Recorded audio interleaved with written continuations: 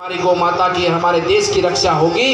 इस भाव से ऐसे इस यज्ञ के अंदर, ऐसे इस निर्माण के अंदर एक एक व्यक्ति जिसके पास धन ना हो वो श्रम का दान दे, जिसके पास श्रम का दान करने का भी भाव ना हो, बुजुर्ग हो, वो अपनी शुभकामनाओं के माध्यम से इस संस्थान के साथ जुड़कर इसको आगे बढ़ाने का काम करें। ये ठीक उसी प्रकार से होता है कि आप समुद्र में देखते हैं तो बहुत खारा पानी होता है, समुद्र का पानी पिया नहीं जाता। अगर उसमें आदमी नहा भी लेता है तो भी उनको कई प्रकार के रोग हो जाते हैं, इतना खारा पानी समुद्र का होता है। लेकिन समुद्र बनता किन से है?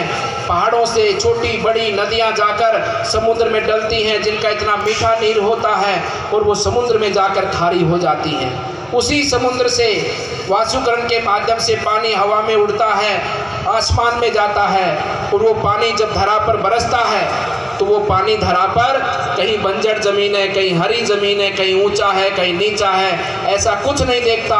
वो समान रूप से पूरी धरा पर बरसता है क्योंकि वो पवित्र होता है। उस खारेपन को दूर कर देता है वो हमारी भगवान का आशीर्वाद। उसी प्रकार से हमारे जीवन के अंदर हमारे द्वारा प्रत्यक्ष अप्रत्यक्ष रूप से कोई भी ऐसा कर्म हो जाता है, कोई भी ऐसी बात हो जाती है जिसके कारण हमारा आने वाला समय का जो हमारे पाप हैं या पुण्य है उनका फल हमें प्राप्त ना होता हो, तो वो फल अगर प्राप्त करना है तो ऐसे पवित्र स्थानों पर दान देकर, ऐसे पवित्र स्थानों से जुड़कर उस नीर की भांति हम सबको बरसना है। जिस प्रकार से बादल पूरे संसार पर बरसते हैं, पूरे भूमंडल पर बरसते हैं, एक एक कण पूरे संसार के अंदर बरसता है, आपका भी एक एक कण जुड़कर ऐसे इस समुद्र के अंदर मिलकर और उसको पवित्र कर कर जब आपका जो दिया हुआ दान है वो सबको फल देगा।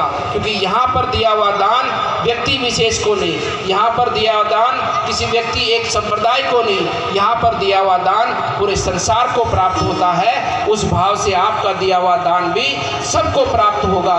उस भावना के साथ में हम सब लोग यहाँ पर बढ़ चढ़ कर योगदान दें और महाराज गणेशानंद जी का शुभ आशीर्वाद आप सब पर निरंतर रहेगा ही। उनके सानिध्य के माध्यम से ये हमारा जो आने वाला समय में ये जो प्रतिष्ठान है, ये जो गुरुकुल है हमारा, ये आगे बढ़ता हुआ हमारे संसार के कल्याण के भाव को आगे बढ़ाएगा। आप सभी भक्तों का मैं पुनः धन्यवाद करता हूँ, आपका अभिनंदन करता हूँ कि आप सबको आज मुझे दर्शन करने का सौभाग्य मिला है।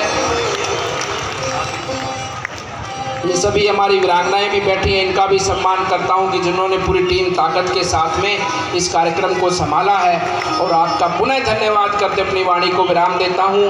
आप सबको ये हमारी बहुत पौराणिक परंपरा, हमारे अनेकों सिद्ध पुरुष योगेश्वर देवता इस धरा पर आए हैं, उन सब पवित्र आत्माओं की ओर से आपको आशीर्वाद देते हुए अपनी वाणी को विराम देता हूँ। सर्वे भवन्तु सुखिनः, सर्वे सन्तु निरामया, सर्वे भद्राणि पश्यन्तु मा कस्य दुर्भाग् भवे। आप सब लोग सुखी हो, आप सब लोग निरोगी हो और आपके माध्यम से अपना देश, अपना धर्म, संस्कृति आगे बढ़े, ऐसा आशीर्वाद भगवान श्री हम सबको प्राप्त करे। हम सबको ऐसा आशीर्वाद प्राप्त करें और आप सबका मंगल के साथ में मेरे इस जीवन की यात्रा भी जो आपकी सेवा की है वो भी भगवान निश्चित रूप से पूरा करे।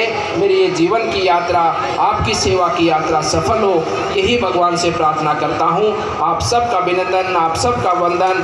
बोलिए भारत माता की जय हो, भारत माता की जय हो, भारत माता की जय हो। आप सबका बहुत बहुत धन्यवाद। पूज्य महाराज जी का